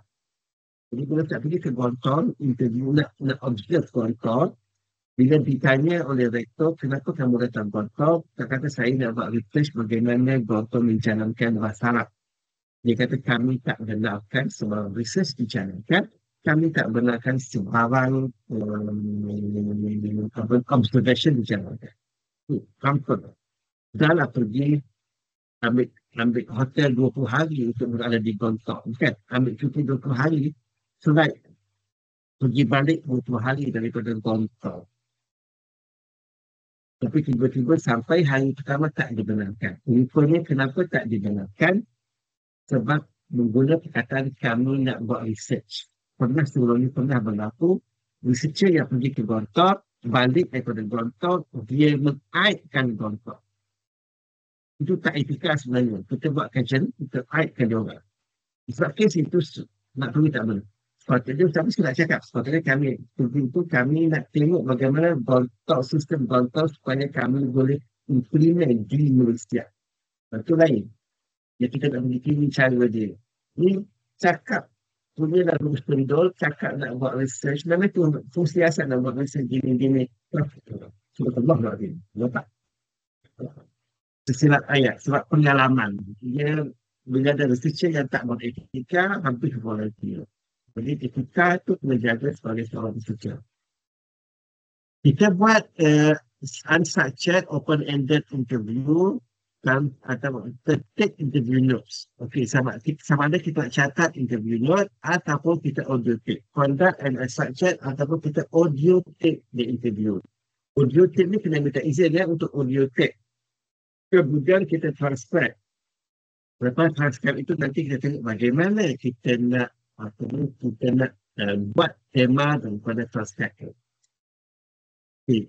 Ataupun conduct experiment structured interview, auto take the interview transcript, ataupun conduct focus group interviews, FGD. Auto take, okay, or collect, open response, ataupun together, okay. Kita buat sama ada individual interview, ataupun kita buat FGD, focus group discussion. Kalau fokus group discussion ni, satu fokus group itu lebih kurang above 5% lah, mau dijadikan.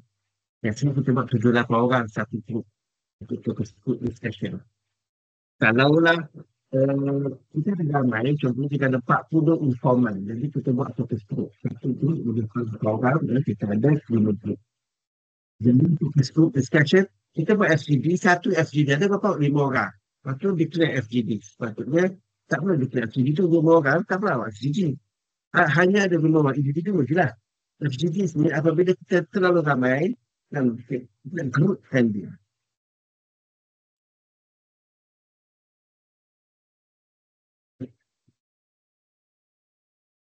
Okey, ini adalah daripada interviews. Questionnaire tu kita pakai open-ended bukannya closed-ended. Questionnaire macam quantitative. Open-ended, bagi keluar orang tu bercerita dalam questionnaire kita. Okey, kalau dokumen, kita nak kaji dokumen, sama ada dokumen itu berkenaan dengan journal during the research study, kita buat macam satu diary, have a participant keep a journal or diary during the diary, collect personal letters from participant, public document, memos, minute mesyuarat, archival material, okay.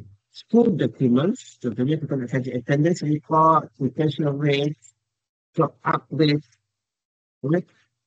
Kita examine autobiographies, okay, kita collect a draw maps, sitting chart, examine portfolios, ini just document. Collect email, electronic data, ini kita nak analisis dokumen.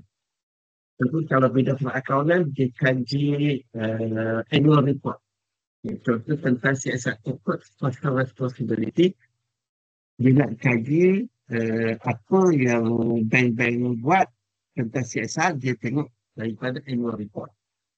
Jadi annual report ditentukan annual report selama beberapa tahun. Okay. Kat situ kita kaji dokumen iaitu annual report. Tapi dokumen annual report yang accounting tu dia bukan kualiti dia kualiti. Sebab dia 1000 annual report. Bila 1000 annual report, dia dah jadi quantitative. Ini dokumen ni kalau terlalu banyak, dia dah jadi quantitative. Sebab dia tak boleh nak mapping dah. Bila dah terlalu banyak, kita dah tak mampu nak mapping. Kita akan jadi collect maklumat tertentu untuk dikuantikan.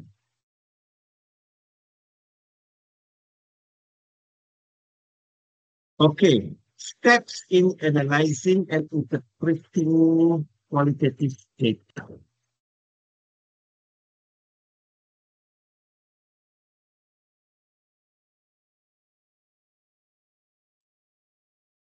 Okey, yang ini adalah untuk peringkat kedua.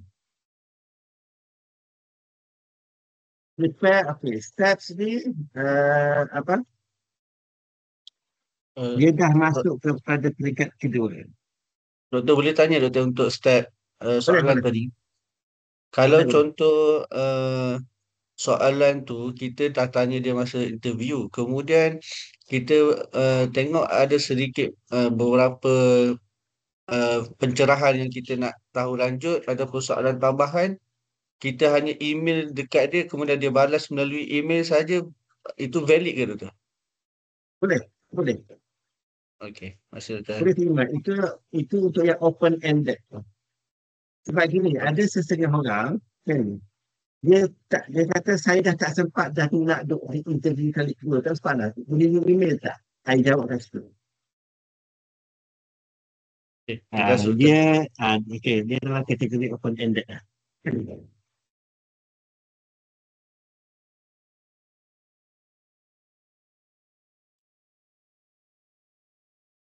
Okey, ini yang kedua. Untuk kita nak interpreting dan data, kita nak berehat sekejap tak?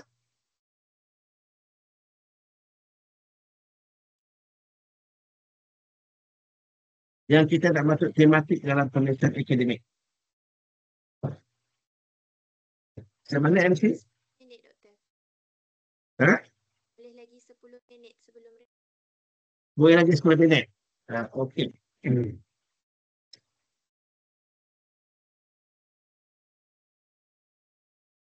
Step in analyzing and interpreting qualitative data.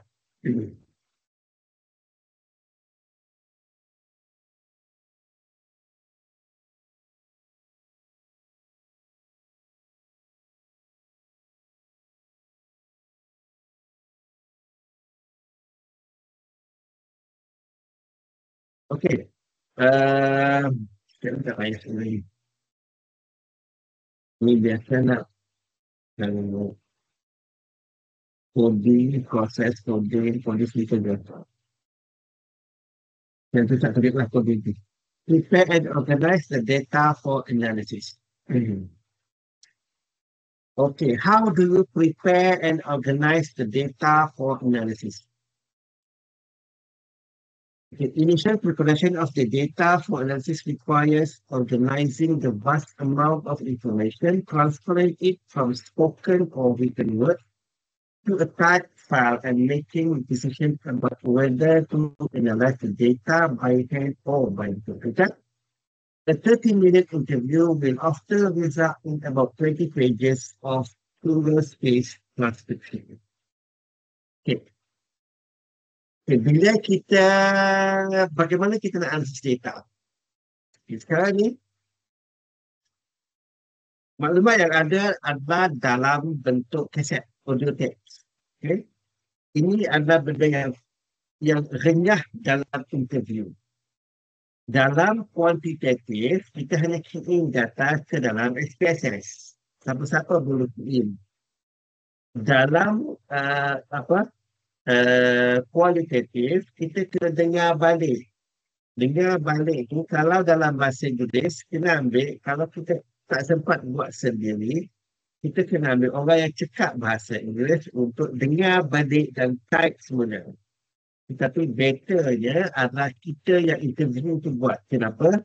Sebab kita yang tahu maklumat tu, bila orang tu batuk, bila orang tu ketawa, sebab kita yang interview.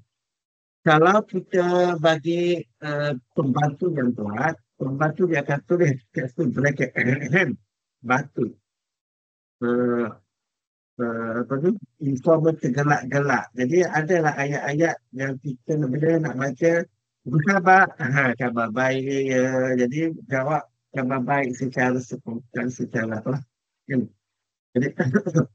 Jadi informer batuk sikit. Jadi kita buat semua kena ada. Jadi, satu contoh. Buat yang batuk bagai apa ni? Orang mengatakan jerit bagai itu semua cerita dalam buku. Jadi kalau kita yang interview, kita tahu kes itu berlaku, bila benda itu berlaku. Dan interview for informal itu dijawab dalam keadaan santai ke, dijawab dalam keadaan stres ke, dijawab dalam keadaan bersunjuk ke, sebab kita yang berada depan dia untuk tulis balik. Sebab kita yang tahu benda tu, apa yang dicakap tu dalam keadaan ketika mana. Okay, a 30-minute interview. Okay. Bila kita jalan interview, biasa interview sejam. Bayangkan interview sejam, kita akan dapat 40 pages single space transcription. Kita interview sejam, orang bercakap tu lah, panjangnya dia bercakap. Kita biarkan dia bercakap. Sampai kita nak blok dia. Tapi sekarang kita blok dia, dia pun malah tu layar dia pun cakap sikit, dia blok, cakap sikit blok. Kita biarkan dia bercakap. Sebab kadang-kadang apa yang kita tanya tu, dia bercakap tu dah termasuk soalan kedua, soalan ketiga, dah masuk dia. Jadi hanya terhadap satu soalan ni habis dia bercakap. Ada seorang kata kita cuba stop. Bukan kita cuba stop. Maksudnya kita cuba nak tarik sikit masuk ke landasan tu je. Bukan nak stopkan dia, tarik masuk landasan.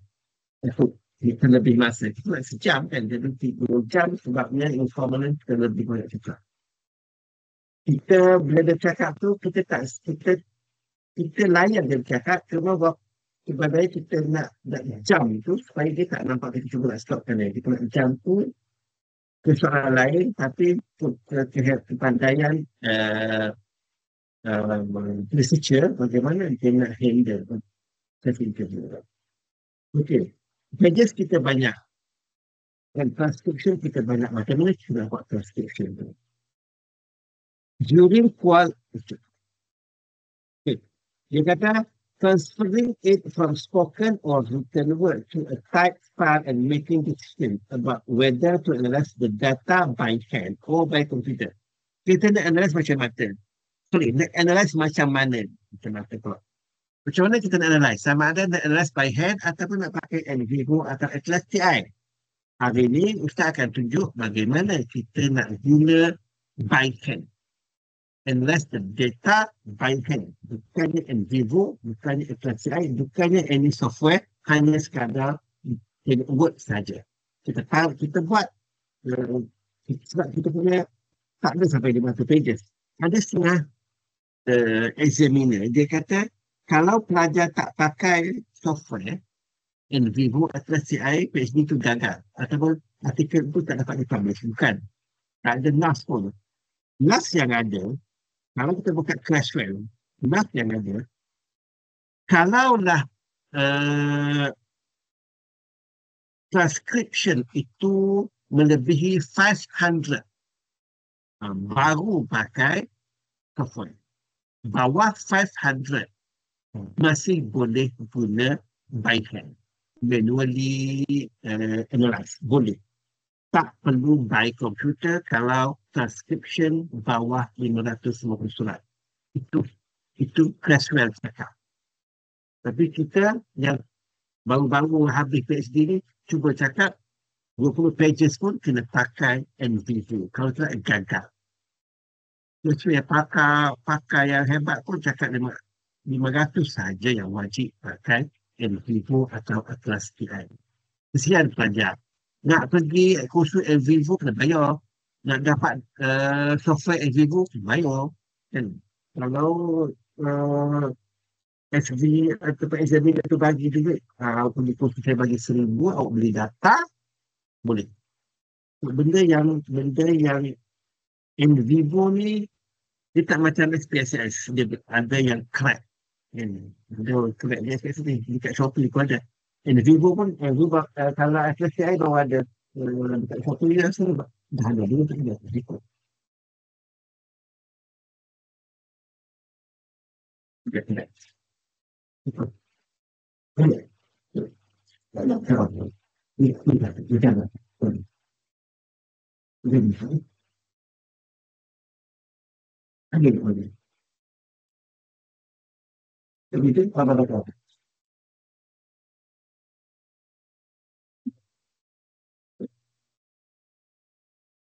Dia kita nak sebab data kualitatif, kita baca data kuantitatif. Data kuantitatif memang tak boleh nak by hand sebab dia banyak. By hand rasa 4 tahun tak habis PhD sebab untuk bina data je. Kualitatif tak ada masalah, kita by hand. Cuma komputer tu nampak lagi cantik lah, nampak lah cantik sikit komputer tu. Tapi sebenarnya NVivo dia tak analyze pun. NVivo dia hanya grouping. Dia grouping dia maklumat tu. Dia tak analyze.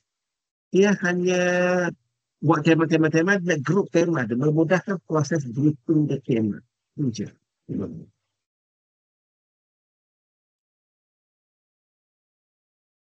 Transcribe the data. During qualitative data collection, you will collect text or word through interviewing participants or by writing field notes during observation. This necessitates a need to convert this word to a computer document for analysis. Okay. Dia kata during the data collection, kita akan collect text ataupun words melalui interview. Or dengan kita writing field notes. Semasa kita buat observation, kita akan jot down kan. Kita akan write field notes. Ini perlu, lepas tu benda tu kita convert this word to a computer document sebab apa? Untuk kita analisis. Kita masuk dalam word, kita pakai word je. Word je untuk kita analisis. The general rule of thumb, it takes approximately 4 hours to transcribe 1 hour of text Bayangkan, 4 jam nak transkrip 1 jam. Okay. Katakan kita ada informan ada 20 jam kita nak proses transkrip berbeting saja. Hence, the process of transcription is labor intensive and you will need to allow adequate time for it. Itu bila kita katakan, saya boleh buat interview 20 orang esok siap untuk transkrip. Itu something yang kita boleh ragu-ragu. Kalau pelajar Arab, dia dah siap dah. Pernah pelajar Ustaz dia pergi collect data. Kita collect data, kita ambil masa 3 hingga 6 bulan. Kita collect data, lepas tu kita nak analisis data, nak data screening macam-macam kita nak buat. Tiba-tiba hari ni dia collect data, 2 minggu lepas tu siap 2 chapter. Ini sama, boleh suspicious. Macam mana dia boleh collect data hari ni, dia kata saya sibuk, saya bekerja sekian-sekian, tiba-tiba 2 minggu dah siap. Sebab kalau orang Arab ni kena kreatif sikit. Kadang-kadang bukan dia buat data tu dah ada, dia ambil daripada dia beli data daripada statistical analyst yang dah siap. So dia develop questionnaire berdasarkan data itu. Lepas tu kadang-kadang Ustaz minta mana data, mana questionnaire, bagaimana you distribute questionnaire. I nak tengok semua tu. Kalau you distribute pakai Google Form, I nak tengok bila you distribute dan data itu nak tengok the whole data itu berapa sini. Akhirnya pelajar kata tak ada dengan muhallib, bohong. Kalau dia kata tak ada data itu dengan statistical analysis, itu bohong. Sebab apa? Data itu dengan kita yang akan bagi kepada penganalisis statistik. Kenapa data itu berada di penganalisis statistik tak ada dengan owner? Nah, itu suspicious. Itu orang nak kena. Hence the process is okay. Bila kita kena cerita ya, dia time consuming untuk kualitatif.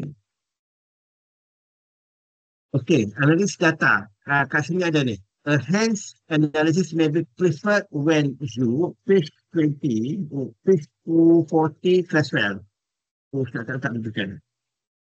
Are analyzing a small database, fewer than 500 pages of transcripts or field notes, and can easily keep track of file and locate text passage. Nanti saya akan tunjuk bagaimana nama nanti. Are not comfortable using computers or have not learned a qualitative computer software program. Pelajar tak pakai, dia tak comfortable pun. Want to be close to the data, kita mahu close. Kita nak rasa diri kita ni hampir dengan data, and have a hands-on feel for it without the intrusion of a machine, have time to commit a hand analysis since it is a labor-intensive activity to manage short organized it. Apabila kita dah tahu, kita buat data sendiri. Sebab Ustaz pernah tanya, Ustaz apa pergi khusus? Pergi khusus beribu. Bila tanya member, kalau Ustaz sendiri, Ustaz lebih suka member. Bila tanya member, kita kata saya pergi individu. Saya pun belajar manual. Saya rasa saya lebih suka manual. Sebab apa? Dia kata saya close to the data. Kerana samalah pendapat kita yang biasa Ustaz kata itu, kita yang biasa pakai manual, kita kata we are very close to the data, kita tak pakai machine. Sebab kita sendiri interview, kita sendiri transcript, kita sendiri analis. Kita tahu macam kat mana nak cari maklumat. Okay, use a computer program when you are analyzing a large database, more than 500 pages of transcript or field note, and need to organize and keep track of access information. Adequately trained in using the computer program and are comfortable, have resources to purchase program or can locate one to use. Need a close inspection of every word and sentence to capture specific quotes or meaning or passage. Ini antara spesifik yang program yang ada. Atlas kita yang glamournya adalah kita pakai Atlas TI dengan NVivo. Kita tak glamour dengan Hyperresearch or MaxQDA. Okey, kita berhenti dulu. Setakat ni boleh MC. Lepas tu kita sambung jam berapa? Doktor nak rehat berapa minit? 15 minit boleh tak? Apa? 15 minit? Boleh. 15 minit. Okey. Okey. 12.05 kita sambung. Okey, 12 minit kita sambung